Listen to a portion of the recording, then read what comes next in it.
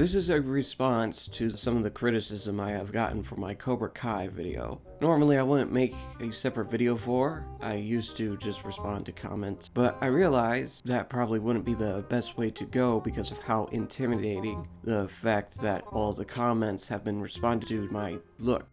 Though, just to let you know that not all of the responses I make are criticisms against stuff people have said. I usually respond to all the comments in my videos to try to get further views and such, but also because it's kind of fun. But yeah, I realized when dealing with a hot takey video like the one I just recently made on Cobra Kai, simply responding to all the comments is probably not the best way to go because of how intimidating it looks. So I'm making this response video instead. A video response to some of the criticisms I have received in the comments. Now, I do want to say this. I still disagree with what some of the people have said in response to the video, but I don't hate them because in spite the fact that I still disagree with them, they have made some good counter arguments to the points I have made in that video. And first things off, there are a couple things that I probably should have added to the video that I didn't, such as the fact that I do not think the hockey players were 100% innocent.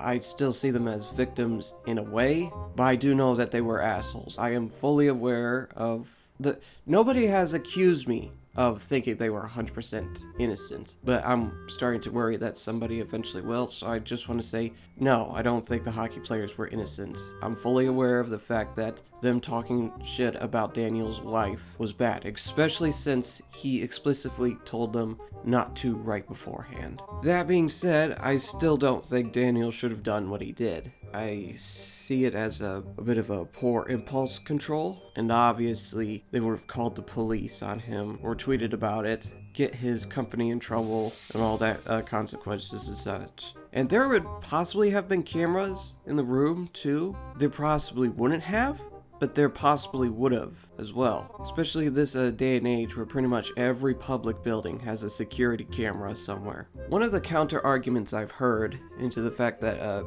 Daniel did apparently do the right thing is, he's honoring his wife. And yeah, I do see that as a plus. He was defending his wife's honor, which is commendable. I think there would have been better ways to do so though, because as I said with the consequences he would deal with, the reality is his wife would have been pissed at him because of all the consequences they have to deal with, like the shutting down business as such.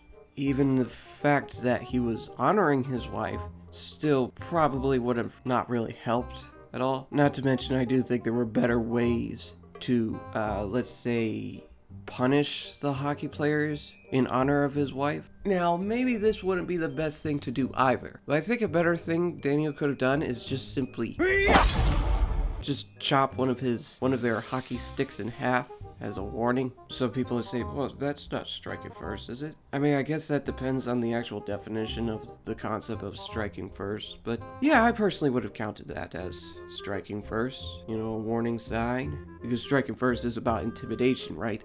Johnny took Daniel to that hockey game to learn a lesson about intimidating other people and to show other people who's the boss. And yeah, I think simply chopping that hockey stick in half would have been a better way to do so. That's the arguments I have about the whole honoring his wife situation. Then there's the fact that people say it's not as bad for Daniel to break the rules of Miyagi-Do because he's done it before in Karate Kid 3. At least I think that's what some people in the comments said. I could be wrong, I could be mistaken. But here's the thing, if it is true, if that's what they're saying, that's not really a good argument because in Karate Kid 3, the point of that film was that Daniel was starting to get into a low point of his life by joining Cobra Kai. He was in the wrong for being part of Cobra Kai and learning strike first, and even the Cobra Kai show itself framed it that way in Karate Kid 3 when he brought it back up in, I believe, season 3? Or was it season 2? I don't know. Daniel was in the wrong for striking first. Now this is from memory, so I could be wrong about all of this about Karate Kid 3, but I don't think Karate Kid 3 is really all that great, with Mr. Miyagi refusing to help Daniel learn some new moves to compete in the tournament, in spite the fact that the bullies were threatening Daniel if he didn't compete in the tournament. Then again, maybe that was the arc Miyagi went to because he did eventually go into the tournament, but I don't know. It was a bit of a weird movie. But yes, in that movie, Daniel was in the wrong for striking first, for learning how to strike first. That scene when he was at the dance party, the one that I showed at the beginning of my video, he was apparently in the wrong for punching that kid. Which is unfortunate because, you want to know the real hot take? I think that example in Karate Kid 3 was actually a better example of striking first than the hockey scene in Cobra Kai. And that is because they were both in the wrong, both of the enemies that Daniel attacked. But all the hockey players did was talk shit about his wife in